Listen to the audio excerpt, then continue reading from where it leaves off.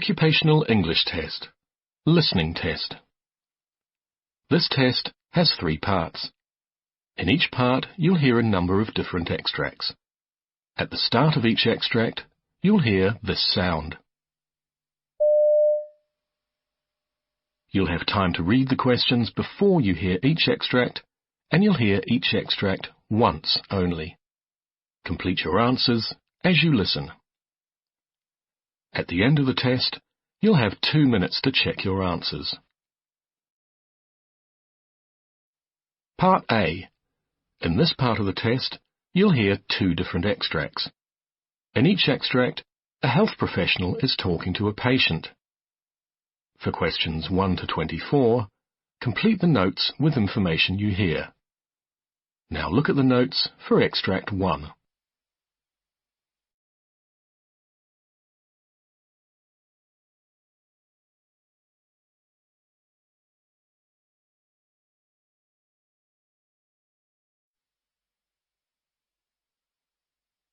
Extract 1. Questions 1 to 12. For questions 1 to 12, complete the notes with a word or short phrase. You now have 30 seconds to look at the notes.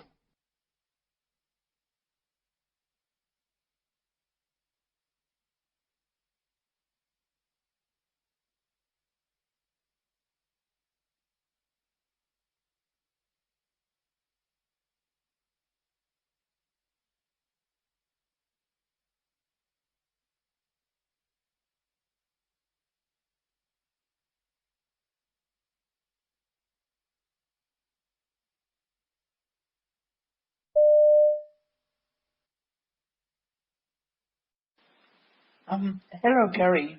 I'm Dr. Hamilton. Nice to see you. Nice to see you, Dr. Hamilton. Yeah. Your doctor had called me. I've got your notes from him. Yeah, I've been trying to reach you for the last 2 months, actually. Right. I've been having a few issues, and went to my GP, and he asked me to come and see you. Yeah, that's right. You're a very busy man indeed. Indeed, absolutely. Yeah, and I've been traveling for a while as well. That's right. Yeah, so I've gone through your notes. Yeah. And I've seen that you have been troubled for quite some time. Yeah, I mean, clearly for the last 5 years, I've been having tummy pains a lot. Okay. And the last sort of a month, it's been more and more. Long before that, the last 6 months, it's been tough. But the worst in the last 1 month. All right. And I've been trying bits and pieces, but it hasn't helped me a lot. So. Okay. All right. Yeah. So I know that your doctor had prescribed some antacids and things like that. Yeah. Yeah. But now we have reached a stage where we'll have to run a couple of tests. Yeah, right. More than happy. Has the doctor discussed that with you? He roughly mentioned that I need some blood tests and everything. Yep. And possibly, if things are worse, he said I might need an endoscopy. That's right, absolutely, yeah, indeed, yes. So I'm ready for any sort of surprises. Okay. Given that, you have this problem, particularly when you have food, I suppose. Yeah, well, after I eat, to be precise. So. Right. But if I skip a meal or something, I can get it. But every time I eat something, I'm basically acidic. If I take anything acidic, any fruit juices or anything, or if I take anything spicy, I get it as well. So. Okay. So can you let me know in detail what you feel and where you feel the pain exactly? Well, I feel it on the lower part of my tummy. Okay. And exactly, it's sort of like, how do I put it together? It's a stabbing pain. I feel like I've swallowed a knife and it's like stabbing inside my tummy. That's exactly how I feel when I have food. Okay. Well, if I skip a meal, it's slightly different. I feel like a burning sensation inside my tummy. I feel like something's not right and something's on fire. So. Okay. Yeah. So does that affect your work? Very much, yes. I had to call in sick a few times, And when I have sharp pain, I can't concentrate on my work. All right, yeah. Yeah. So, do you take any pain medication for that? Well, I do take paracetamol every now and then. All right. And I take some ibuprofen, something like when I have pain. Okay. I have tried some antacids. Right. Did that help? Well, yes and no. If it's the burning sensation, it helps. But if it's more of that stabbing pain, it doesn't help very much. And I have to wait for a long time for this pain to settle. All right. Can I know a little bit more about your diet? Well, What do you typically have for, say, breakfast, lunch, and dinner? yeah, well, my schedules at work changes every week, so I don't have any set times to eat. So my breakfast could be 7 in the morning and 1 week, and probably 9 in the morning the next week, and probably the third week I might have to skip my breakfast. It's all for work purposes. Same as lunch, no specific times. In What terms do you of generally have? in the morning I might probably sometimes just have a cup of coffee. That's it, and no breakfast or eat. And at lunchtime I try to grab something from outside. Mostly takeaway food. Okay. I've got a Chinese takeaway right next to my work. I try that. I've got a few burger places, and might try some KFC burgers every now and then. So since I don't get much time to make this food at home. I'd like to know what your thoughts are of, what you're going through. Have you got any idea what it could be? I haven't pinpointed on anything. Okay. The doctor said I could have things like gastritis or, worst case scenario. He said I might have issues with the lining of my. It seems very likely to me. Yeah, that's right. Yes. And however, I can't confirm it at this point of time. I understand that. So you'll be having a couple of tests. Yeah. By next week. Yeah. So first we'll go for some blood tests. Okay. All right. Yeah, and then today, or should I come back next week? On your way out, you can give your blood samples. Okay. And I'll schedule an endoscopy for you. Okay. That should be in a few days' time. Okay. And once I get the reports, I'll see you next week. See, will you be doing the endoscopy? I'll be there. Yeah. I'll be there. Yeah. Cool. Right. Yeah. And do you know what it is? Well, I think it's like showing tube down through my throat. That's right. Yeah. It's got a camera at the end. That's absolutely right. Yeah. So you're going through the front end or the rear end? The front end. Yeah. Yeah, I'm not a great fan of the rear end. Yeah, that's called colonoscopy. That's different, right? Yeah, and this is slightly uncomfortable, but we'll numb you. Yeah. Yeah, we'll spray. Yeah. Something to numb you, so that reduces the discomfort. Mm-hmm. And it's fine. Yeah. Okay. Right. Any questions? Not very much.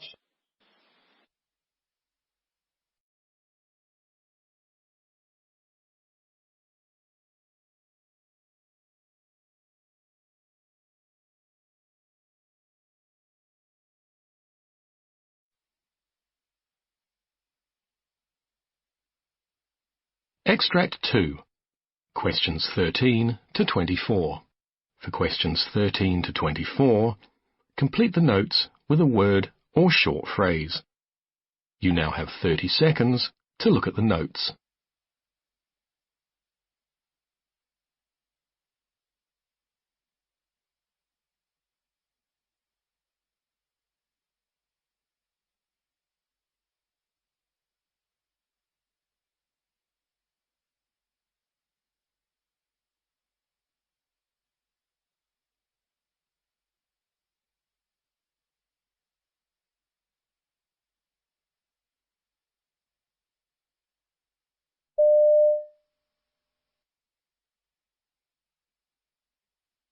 So, Mr. Alexander, the physical exam's very consistent with some very bad back spasming causing the pain you're in today. Well, I am in a lot of pain. I've been in a lot of pain for a little over a week now. That's why I went to the emergency ward, because it just was unbearable. So, and I'm not sleeping well neither from this. Yeah, you're exhausted. I am. Pain. Yeah. Extremely. Well, this back pain we can treat with some medication for the pain, something for the back spasm as well, exercises, and a heating pad to make you feel better. Most of the time, back pain will get better with this conservative treatment. Well, that sounds nice, doctor. I mean, it sounds okay, but what I was thinking is that maybe I should have an MRI done, because I think maybe something seriously is going on with my back. So, tell me about that. Well, I'm concerned that something is seriously wrong, like I may have a pinched nerve or slip disc or something, and I figured an MRI could at least show if that's what's going on, or rule it out, and, you know, be sort of like a peace of mind thing for me as well. So. Yeah, yes. I can see you're worried about it, and I would be too. But I have to tell you, the physical exam today shows nothing more than the back spasm. It has none of these red flags we worry about, such as weakness in the leg, problems with the reflexes, or anything with this neurologic exam. It all came back normal today. You had no fever in the history and no problems that besides the pain that you're having from the lifting that you described. I know you're in a lot of pain and you're worried about it, but most of my patients get better with this conservative treatment. Is there something else you're worried about? Oh, well, like I said, you know, it's been a problem for over a week now, and I'm really concerned that something is wrong and that I'll never be able to work again, or I'll be disabled for the rest of my life. Yeah. I mean, doctor, look, I did some research on my own. I went on the internet. I was reading up about, you know, what people do for their back pains, and I saw this guy. Actually, I saw a couple people who swear that after an MRI, their back feels a lot better. Something to do with the magnetisms, I believe. It's in the machines or something. Okay. And I hear of people using magnets to help with back issues and other pains. So I'm thinking, well, you know, I can find out if something seriously is going on with the MRI, and at the same time maybe feel better because of the magnets that are, you know, going on in the machine. So that's why I'm asking you to give me a referral so I can get an MRI done. Yeah. I know you want to get better. I feel that from you. But the MRI has not been shown in the past to help alone, the magnetism. That's not something that it actually does. It's an imaging study. It just shows what's there. You mentioned you wanted an MRI while we were doing the physical, so I pulled out some information for you about it. All right. Because the MRI can cause some harm. And we don't want to do that. It's unnecessary when you have this type of spasming pain. A study shows that with people who get MRIs within the first month of having back pain are 8 times more likely to have surgery. And I don't think you're a candidate or we want you to have surgery at this point. No, I don't want surgery at this point. I don't want surgery at any point. Right. I just want my back to get better, and so I figured, you know, this MRI could, you know, show me if, you know, anything's going on, and maybe the magnets would help. But you're saying that that's pretty much a myth. No. I see back pain a lot, and most of my patients get better within 4 to 6 weeks with this conservative treatment we mentioned with the medication and exercises and heat. What do you feel about that? Well, it doesn't look like you're going to give me an MRI referral, so I mean, I'll try it, but if it doesn't work or if I have other symptoms going on, could we consider an MRI then? Absolutely. I mean, I want you to get better, and I really think this is going to help you get better, and you will get better. And if not, I want you to call me, and I want to see you again in a few weeks to make sure you're getting better.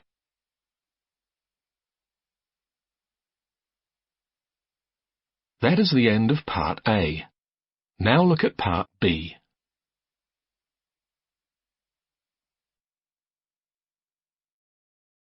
Part B. In this part of the test, you'll hear 6 different extracts. In each extract, you'll hear people talking in a different healthcare setting.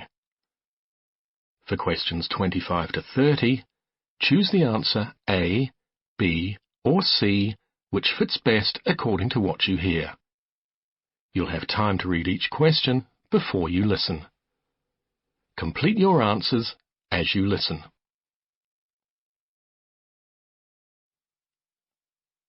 Now look at question 25. Now read the question.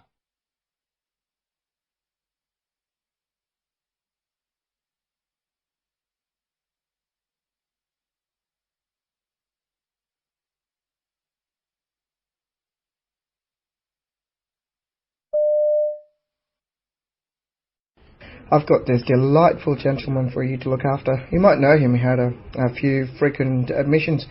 Got 3 words for you. He's mobile, he's independent, and he's alert. He's on, he's got heart failure. He's on a beta blocker. He's got ACE inhibitor, and he's anticoagulator as well. But the problem is, you have to look after him like an eggshell without cracks. Well, I guess you're okay with that. He's got bilateral leg dressings. He's got a few social issues as well, but the discharge coordinator will, fill you up with that. Rest is all as per the pathway. I can take an easy early minute now you've come in. I've heard like you're going to America. Oh God, we're going to miss you so much. Enjoy. Question 26. Now read the question.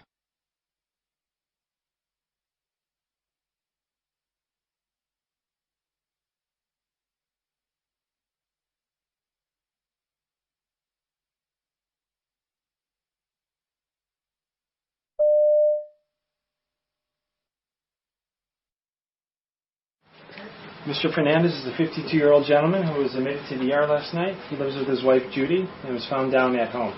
They also noted he had lower extremity swelling for 5 days and was experiencing some shortness of breath and weakness. When they arrived to the emergency room, he was found to be in atrial fibrillation with a rapid ventricular rate between the 150s and 160s. After 2 boluses of diltiazem, he was started on a drip. He has 2 peripheral IVs, an 18 gauge in his left hand and an 18 gauge in his left. Both were started in the emergency room. Mr. Fernandez is a high fall risk because he fell at home. His bed alarm is on at all times and his call bell is within reach. Mr. Fernandez, since you fell at home, you're considered a high fall risk, so we need to keep the bed alarm on at all times, okay? Okay. And if you need any when you get up, you need assistance, so make sure that you call when you're getting out of bed. I will use this red button on this. Okay, so we can count on you guys to call when you need help, right? I need to go get a report on my other patients, so I'll be back in about 20 minutes. But if you need anything, make sure you call, okay? Okay, thank you. Sounds great. You're welcome. Question 27. Now read the question.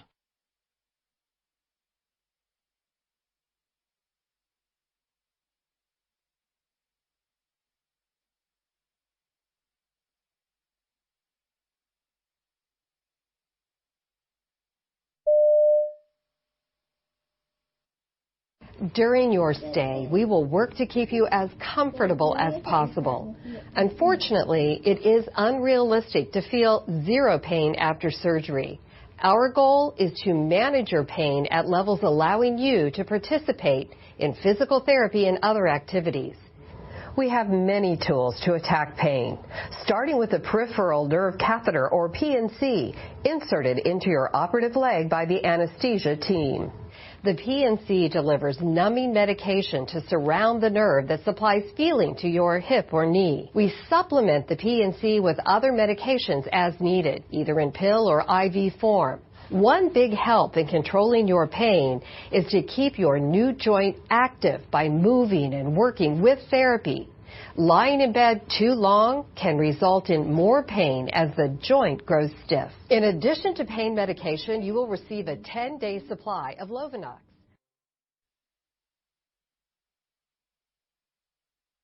Question 28. Now read the question.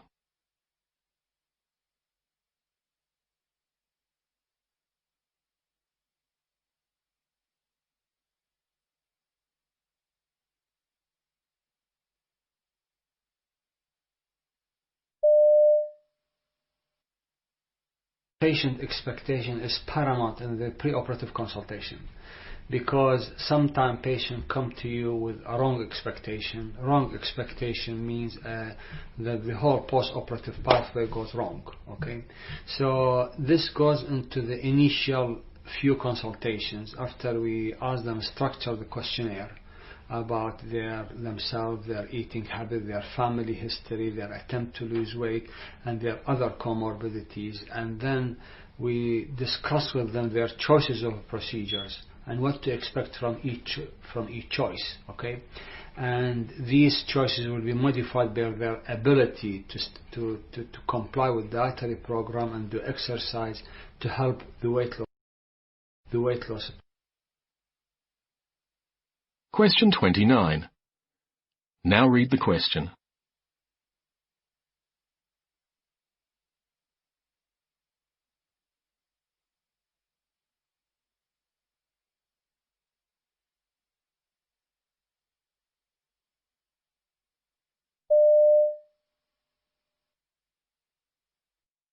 Today I'm going to be talking about a BiAmp overhead paging system along with a Raulenborg nurse call system and the power of connecting those two together.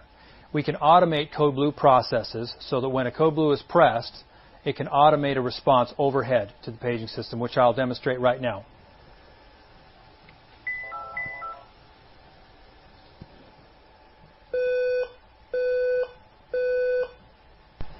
Attention. Code blue. Room 501. Medical ICU. Okay, now the power of this is that, like it said, medical ICU right there, we can add any suffix we want onto that and give clear delineation on where the code blue is coming from and where the staff needs to go to respond to that code. I can make it repeat. We can add different preambles, as you heard a preamble before that. It is really a powerful tool, and I'd love to talk to you about it. Question 30. Now read the question.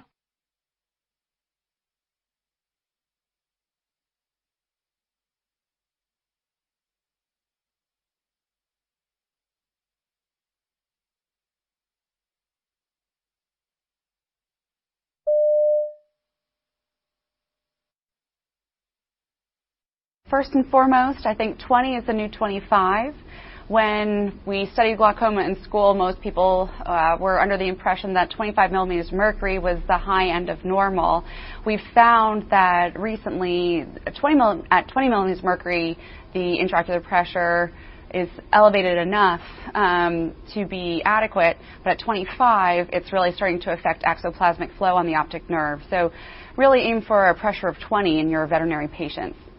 Other things that are new in the realm of glaucoma and pets include the realm of neuroprotection, so medications like memantine, timolol, bimatoprost, and minocycline, which may actually protect the nerve and the nerve function. We are starting to look at glaucoma as more of a neurodegenerative disease, so not only a disease of the eye, but also a disease of the brain, and it can actually be affected by systolic blood pressure as well as intracranial pressure.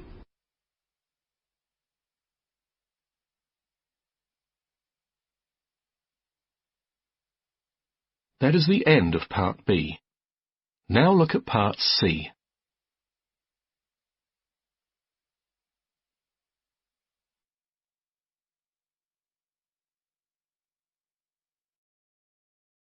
Part C. In this part of the test, you'll hear two different extracts. In each extract, you'll hear health professionals talking about aspects of their work. For questions 31 to 42, choose the answer A, B, or C, which fits best according to what you hear. Complete your answers as you listen. Now look at Extract 1.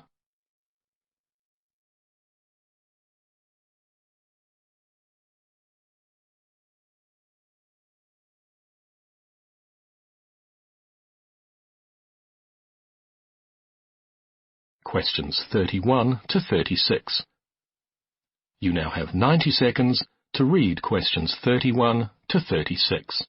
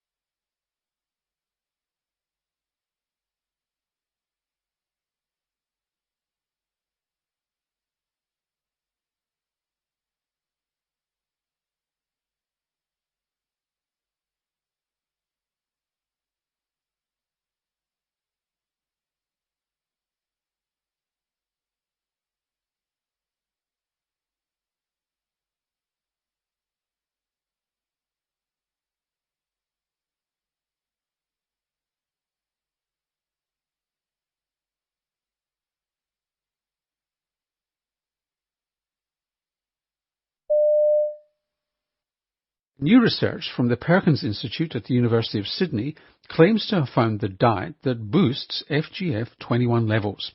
One of the lead scientists on the study was Samantha Solon-Beat of the Perkins. Welcome to the Health Report. Thank you for having me. So what is this stuff, FGF21? I mean, it's almost eye-crossingly complicated from the look of it. Yeah, it seems complicated, but it's actually not. And recently there's actually been an immense amount of interest in fibroblast growth factor 21, or FGF21. And this hormone has actually recently been called this fountain of youth hormone, which we know can be influenced by diet. And the reason why FGF21 is so interesting is because high levels of this miracle hormone, as it's called, has actually been shown to play a huge role in influencing appetite, improving metabolic health and immunity, and even extending lifespan in mice. Now, something that sounds so good to be true is usually too good to be true. At this point, there are no adverse effects shown with increased levels of FGF21. In fact, a lot of studies are now being done to investigate FGF21 as a therapeutic target for the treatment of diabetes and cardiovascular disease. Let's just double back, Sam. A year or so ago, we had Steve Simpson, who's the director of the Perkins Institute, talking about this 25 diet study where they studied 25 diets in mice to see if you could replicate the life-prolonging effects of a low-calorie diet, where extremely low-calorie diets in some animal species, in fact all animal species, it seems, apart from humans because it's not been proven yet, increases life expectancy or lifespan. Is the FGF21 really the heart of this matter? We think it actually could be. Certainly in this study we've shown that a diet low in protein and high in carbohydrate is the most effective way to increase levels of this miracle hormone. And that this diet was also associated with several markers of improved metabolic health in mice. So tell us a little bit about this study. Well, what we actually did was performed a really large mouse study, as you said, where we took 858 mice and offered them a range of different diets to see how macronutrients, such as proteins, carbohydrates, and fats, as well as total energy, could interact and influence levels of FGF21. And you found? And we found exactly that we could use diet to increase the levels of this FGF21 hormone, and that a low-protein, high-carbohydrate diet was the most effective way for increasing this miracle hormone. And what effect did that miracle hormone, I hate using that word, that phrase, but what effect then did the hormone have on these mice, or were you able to separate the two? We were actually able to show that the exact diet that increased FGF21 also improved things like insulin sensitivity, glucose tolerance, blood pressure, and blood lipids, even though the animals were a little bit fatter. And how do you know that was anything whatsoever to do with the FGF21, your so-called miracle hormone, and rather than it just being an accident, that it was raised too? What we did was plotted FGF21 using the geometric framework, which is a nutritional modeling platform that helps us tease apart the role of nutrients and calories. And if you line up all the surfaces, the response surfaces in this framework with FGF21 and all the metabolic outcomes, you can clearly see that there's a specific area in the nutrient space that coincides with increased levels of FGF21 and several metabolic benefits. And what kind of carbohydrate, and what happened with fats? In this study, fat did not appear to have an effect on FGF21 levels. It seemed to be low protein was the primary driver, and that the highest combination was with a low protein, high carbohydrate diet. So what does FGF21 do to the body? And that's a really good question, and that's really the next step of our study. We want to understand how FGF21 signaling works in response to diet to mediate all these beneficial outcomes. Do we know that there are any medications affected? At this point, no. It seems that it goes up with starvation, it goes up with overfeeding. There's lots of things that influence it. Did the appetite of these mice change? Do they eat more or less when the FGF21 goes up? Oh, that's a really good question. See, this is one of the things that we were able to reconcile in our studies. As you mentioned, a whole range of literature in previous studies have shown that FGF21 is elevated in many paradoxical conditions such as starvation and obesity, high intake of food and low intake of food, as well as in insulin resistance and in insulin sensitivity. So what is going on here? Using the geometric framework, we were actually able to tease apart these findings, showing that reduced protein intake is the primary driver of FGF21. Okay, so what happens in mice does not necessarily happen in humans. How do you know it makes any difference at all in humans? Oh, I'm glad you said that. We've actually published work just this year showing that FGF21 levels in humans is also increased by a low-protein, high-carbohydrate diet. And of course, this is really exciting because it tells us that the work that we do in mice can be directly translatable to humans. So is there any evidence at all that FGF21 has the same beneficial metabolic effects in humans as it has in mice? Yes, there is definitely evidence to suggest that high FGF21 levels is directly related and associated with several benefits of metabolic health in humans as well. So we should put it in the drinking water then, do we? Yeah, probably. That seems to be the case, yes. How would it work? I mean, obviously, a hormone like this is probably destroyed in the stomach. This is not something that you would give directly to people, I assume, in the therapeutic context? At the moment, it's difficult to do chronic administration to humans. So what's happening in terms of drug development is trying to develop mimetics of FGF21 and analogs. So not exactly administering this hormone per se, because it would require chronic injections or chronic administration. So almost nothing that's touted as a breakthrough or a miracle by scientists turns out to be so. What are your modest expectations of FGF21 in humans? Well, in humans, we actually think that FGF21 is extremely promising. We think that, at least in humans, we've shown that FGF21... So a treatment for type 2 diabetes? Absolutely. That sort of thing? Yes. We've shown that humans seem to respond in the same way as mice. So this could mean that we could tailor our diets and our nutritional guidelines to generate a range of benefits from FGF21. Is it too blunderbuss? You're describing something that sounds blunderbuss rather than targeted. You're just spraying an effect rather than targeting an effect. If you can do anything with it, it's going to be a very wide set of actions which you're going to find hard to control, isn't it? At the moment, everyone is very interested at FGF21, but no one really knows its mechanism of action. And it seems to be a race at the moment. How does it work? What turns it on? What switches it off? And what can we do to find out more about it? So at this point, I think it's a really hot topic and everyone's racing to find out the answer.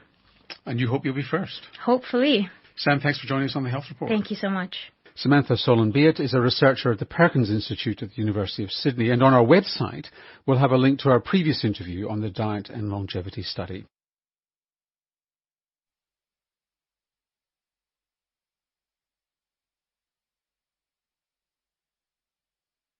Now look at extract 2.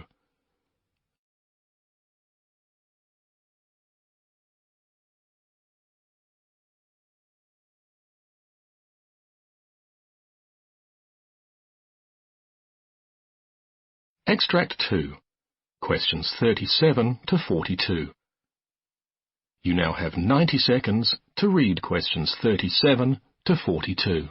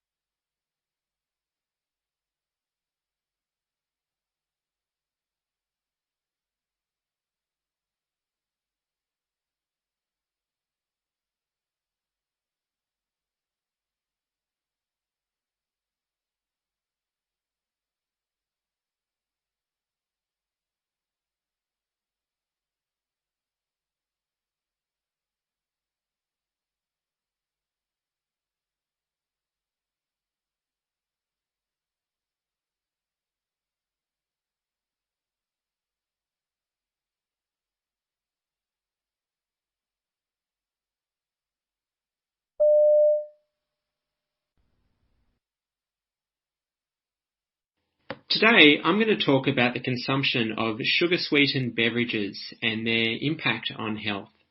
I'll tell you about how it leads to increased energy intake and therefore increased weight gain. This weight gain will lead to obesity, and then from that we get all kinds of diseases, including diabetes, cardiovascular disease, and some cancers as well. It's quite a big problem in Australia. In fact, Australia is in the top 10 countries per capita for the consumption of soft drink, and it's particularly bad with young Australians. Australian men aged between 12 and 24 are in fact the highest consumers. Another pattern is that it's particularly bad in lower socio-economic groups. Now, as this is such a big problem, there's a few groups, and one group in particular who is trying to fight against the overconsumption of sugar in these sweetened beverages, and this place is called Rethink Sugary Drink. It's a partnership between 12 health and community organisations, and it includes the Australian Cancer Council, Diabetes Australia, the Heart Foundation, Nutrition Australia, the YMCA, and the Australian Dental Association. What they're hoping to do is to get Australians to rethink their sugary drink consumption, and they're going to do that by highlighting the amount of sugar in beverages such as soft drink, energy drinks, sports drinks, and fruit juice. If you go to their website, which is rethinksugarydrink, or one word, .org.au, you can find some facts about sugar intake in Australia. You can also access various research and media. This includes posters that you can put up. And you can calculate how much sugar there is in certain drinks. And you can also calculate how much exercise you'd need to do to burn off the sugar you've consumed. So what's actually causing people to consume so much sugar-sweetened beverages? Well, there's quite a few things. So there's role models. And this is quite big for children in particular, role models. Now, for adults, there's some specific things, and that could be the social setting. So we need to remember that there's a lot of sugar in alcohol as well, and of course social settings with alcohol, people are going to consume that. We also find that if you're having fast food, then lots of people will have sugar-sweetened drinks there as well, because often they're sold along with the fast food. For children, we're looking at the availability for children. So, for example, how available it is at home, if it's in the fridge, if it's available. And we're also looking at schools as well. Now, a lot of schools have vending machines with soft drinks in them, for example. Another factor is advertising and marketing. Now, a lot of the marketing could be targeted for children in particular. So, it could be entertainment or sporting events. There might be lots of advertising for sugar beverages, children's sports events. One example is Moomba in 2015. This is lots of children attend this, and there's lots of soft drink advertising at Moomba. If we look at Coca-Cola as one example, so Coca-Cola actually spent $29.6 million in marketing in 2009. So marketing's a really big deal. We also find that price is a big issue as well. So soft drinks and juice, they have high price elasticity of demand. What we mean by this is how much of it's bought will have a big difference on price. Now, it's estimated that if we had to tax 20% on soft drink, then the drop in demand from that tax would result, in weight loss of between 0.7 and 1.2 kilograms average per person per year, just from that tax. So speaking of tax, there's a new tax which was announced in the UK on sugary drinks, and this is going to start in 2018. Now, there's already a tax in some places. There's a tax in Hungary, in Mexico, and in France. We've also got Berkeley in California, America, but they're not going to have their tax until 2018, same time as the UK. So with the UK tax, it's going to depend on the content of sugar. So they're measuring it by the amount of grams of sugar per 100 millilitres. If the beverage has between 5 and 8 grams, then it's going to cost around 30 cents per litre extra with this new tax. Now, the rate's higher if it's over 8 grams, and that's going to be 50 cents per litre. Now, it doesn't apply to fruit juice or milk products, so it's just to soft drinks. Now, there's been approval from a lot of health advocates. However, there have been some arguments that this tax will punish poor people. This tends to be for people who are working for the soft drink companies, to be honest. They think it's exclusionary. So the argument some people are having is rather than a tax, there should be some other methods, because some people think that the tax shouldn't be used to force choices. They think rather than forcing people's choices through price, it's better to increase education and make people have informed choices rather than make the decisions based on price. But we'll see how this tax goes. It seems to be pretty promising for a lot of people involved.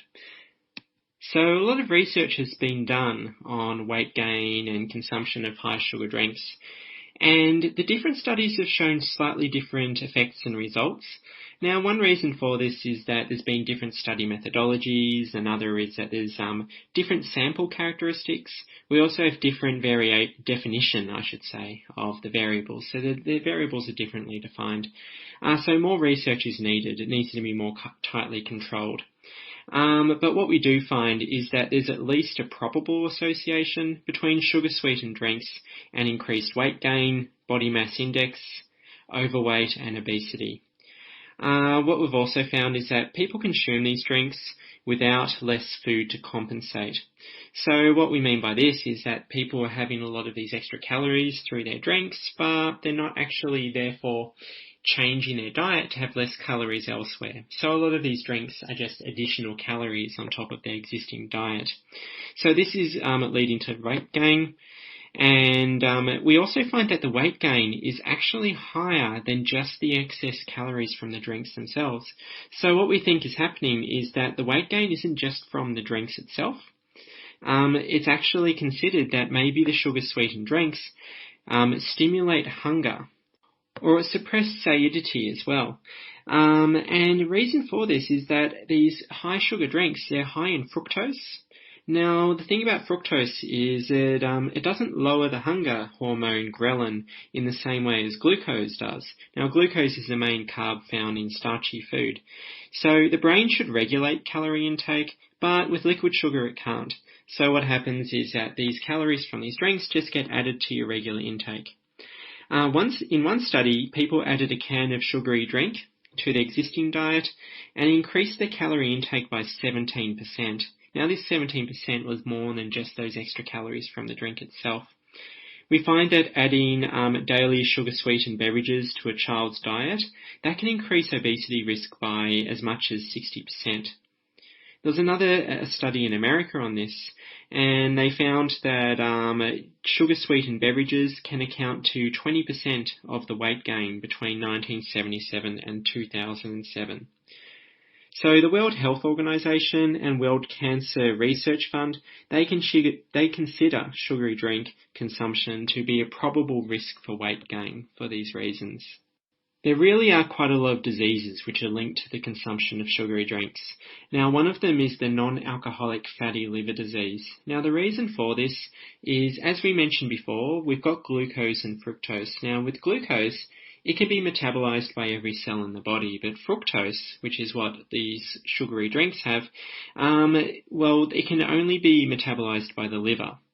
And then what can happen if you overdrink them is the liver gets overloaded with fructose, and then it turns that into fat. Now, some of this fat gets shipped out in blood triglycerides, but others stay in the liver, and it just continues to build up until you've got this non-alcoholic fatty liver disease.